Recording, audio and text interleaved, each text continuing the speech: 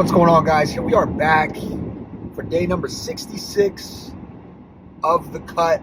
We are on our way to Planet Fitness doing the first video in the car today. It is Sunday and really just one of them ones. You know what I mean? Regardless, though, we're going to go in and we're going to hammer legs. We're going to drink the pre. Excuse me. We're going to drink the pre. We're going to get in there. We're going to go as hard as possible. So, like I mentioned, Sunday, I'm running really low on calories. So my energy hasn't been there. But as I'm, keep mentioning, this is just something that's part of losing body fat. And there'll be a day where we're back on the bulk, eating however, whatever, how much ever that we want to ensure we have full systemic recovery. But right now, that is not where we're at. We're in a cut and we're here to lose body fat, but also make gains. So we're gonna go in there and we're gonna make gains. What's gonna look like? So quad focus day today. We're gonna start on the Smith machine, do some Smith machine squats, specialty squats that target the quad specifically, pretty much straight up and down, only focusing on the quads. Then we're going to go to leg press. We're going to absolutely hammer a leg press. Last time I got, 24, 25 reps, I think. We'll probably do like 4. We'll just have to get in there and see, but we're going to go hard. We're going to ensure we tax ourselves as much as we can with the quads, because today is the day that we want quads to grow. And as you guys know, legs are the star of the show. So we're going to go in there and make sure that gets done. After that, we'll head to our abduction, adduction, have a little bit of a break in the workout, and then move to the posterior chain. Hamstring curl, seated first probably, or lying. We're going to do both. RDL for sure, rope cable pull through, some calves, some abs, and that'll be the day. So action-packed, jam-packed, should be in there for at least 2 hours, maybe a little bit longer. And we're just going to go in and give it all we have. Really give it all we have. Burn as many calories as possible. And then figure it out on the back end. So, yesterday took a day off, even though still a little bit systemically fatigued.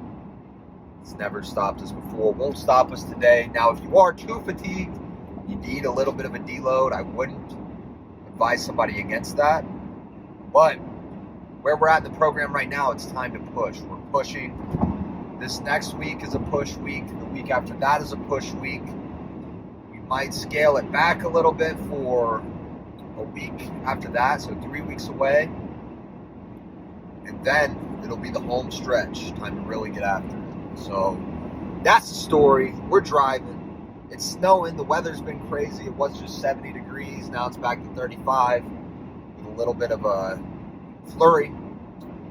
Roll with the punches. That's all I got to say. Anyways, we're going to get after it. We're going to go in there. We're going to go hard. You're going to see every bit of it. So we'll see you in the gym. All right, guys, here we are back with a voiceover, actually, of this workout. And, that was one of the first things that went wrong was I forgot the mic. But all in all, I'm recording this voiceover the next day after I had another workout, actually. I did arms. And good news is we're all the way back.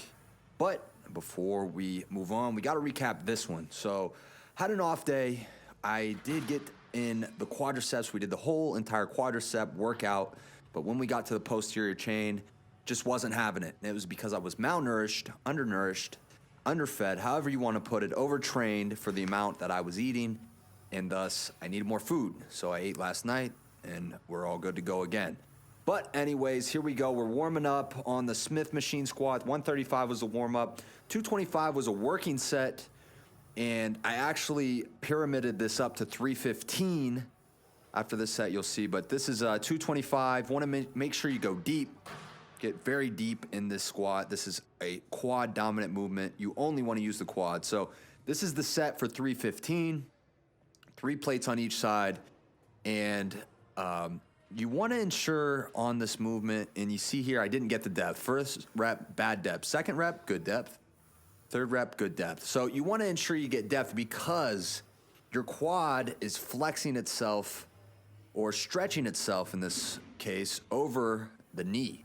So it connects at the knee, and the deeper you can go, the more flexion you get of your knee, the further the quad will be stretched and thus put under tension and thus stimulus initiated for growth. So 315, we got 8 here with a pause, but I felt good about it. I was still, feeling a little iffy, but we got in there, we got it done, and then I wanted to go to work on the muscle. So we went back to 225, and we hammered out a few sets.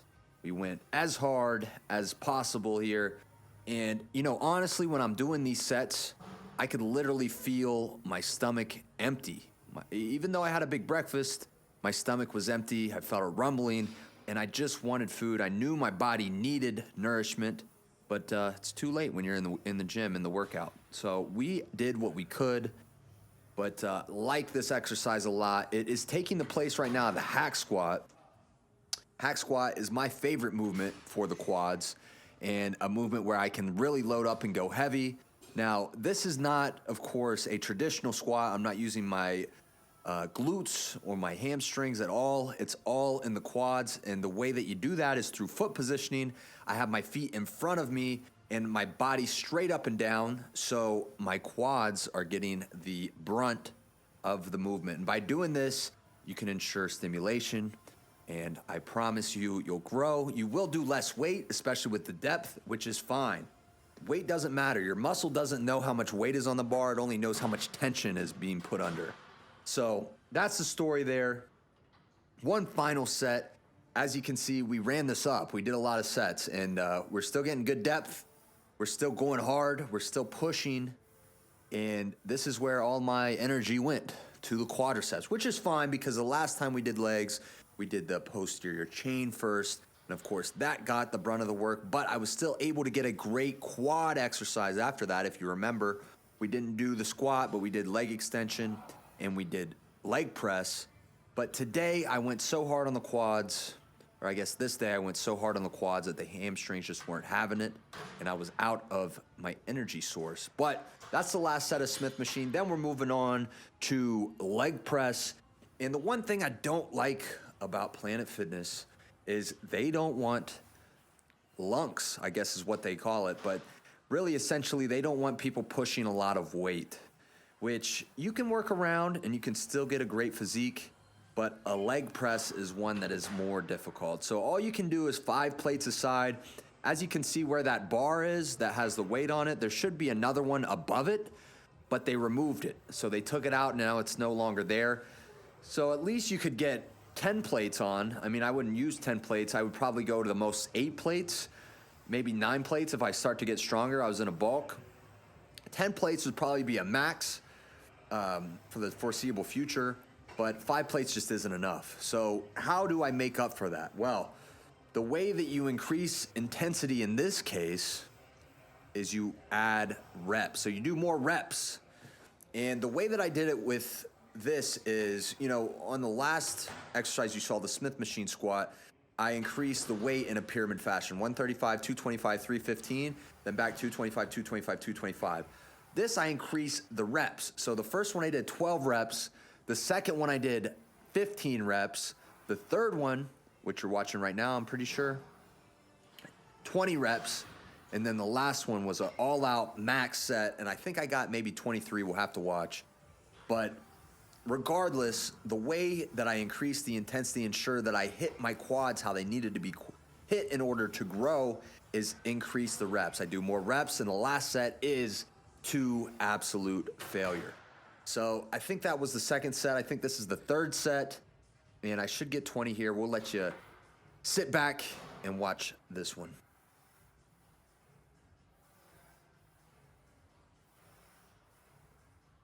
And to interject here, one thing that I'm thinking about the entire lift when I'm doing this is pushing through the entirety of my foot. I don't want to just push through the toes. I don't want to just push through the heels. I want an emphasis on the entire foot, and what that allows is more tension on the quads, because of course, this is not a glute exercise. It could be, depending on how you, situate yourself as far as where your feet are and where your mind muscle connection is. But for us, we want it in the quads. So feet even, as low as possible, keep them flat on the surface and push through the entire foot. And really iron in the mind muscle connection. Think about the quads working the whole time and go deep. Go as deep as possible, as deep as the machine will allow. So this is the last set. I made sure to go as hard as possible. We really locked in and went hard on this set, even though the entire day was not as good as it could have been. This set definitely was. So let's watch.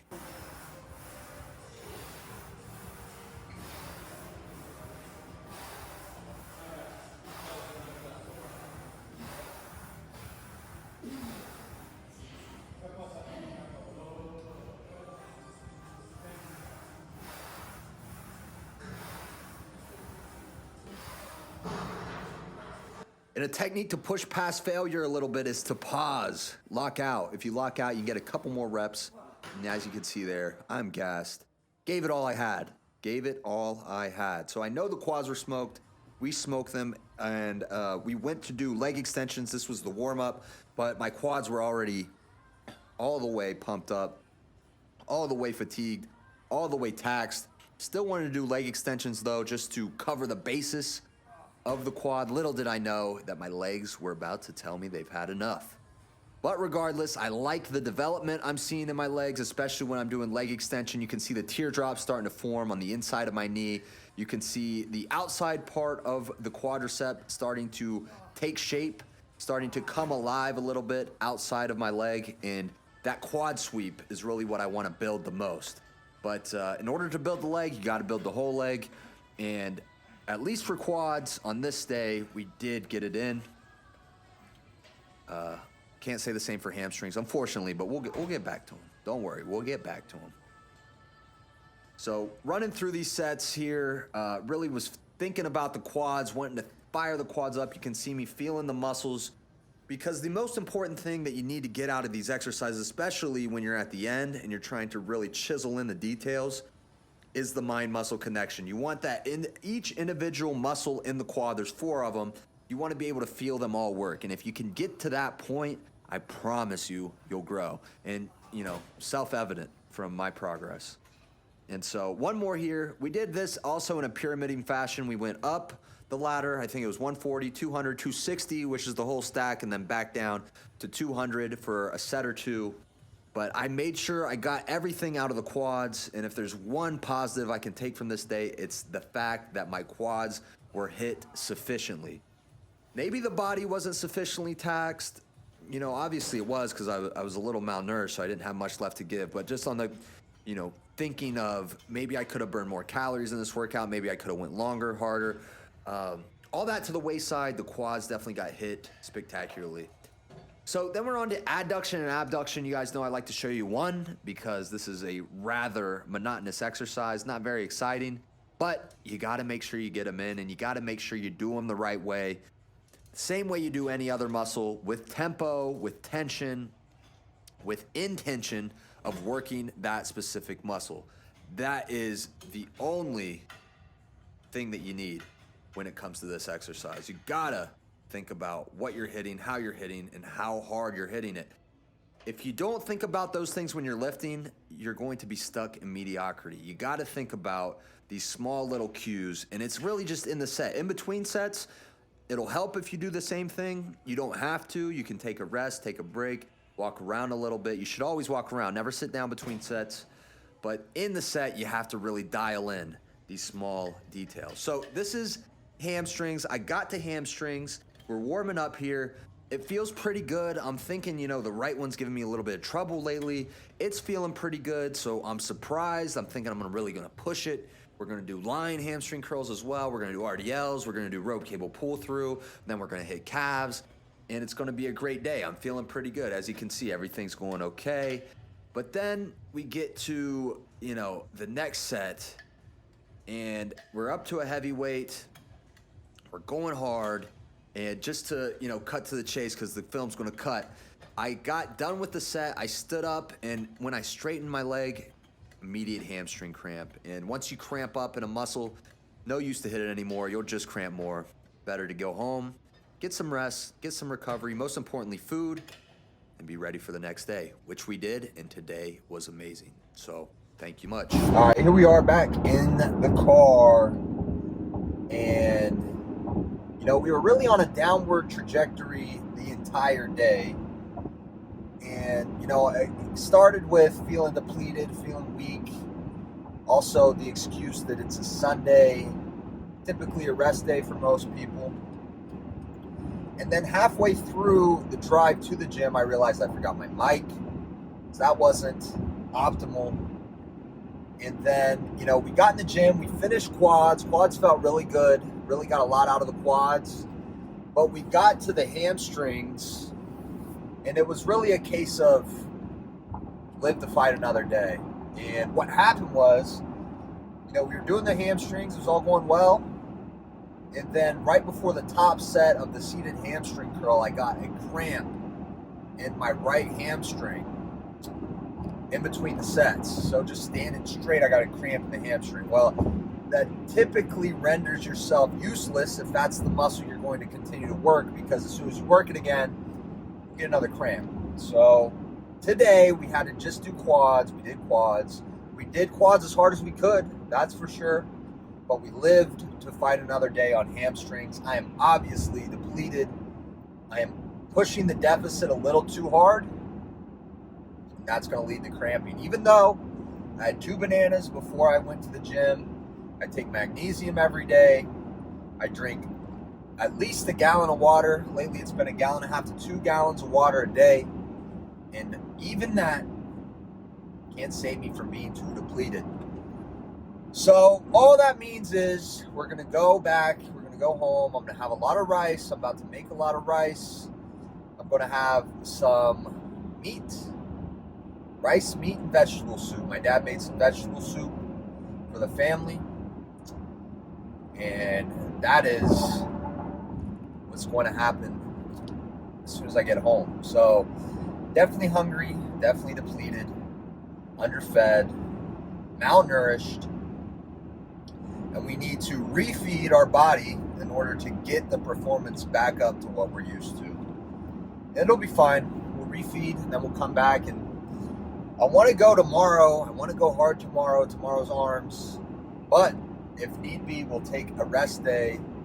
Maybe we'll take 2 rest days in a row coming up. It's just showing to me that I need to deload a little bit. If not only just for a couple days. So we'll get it together.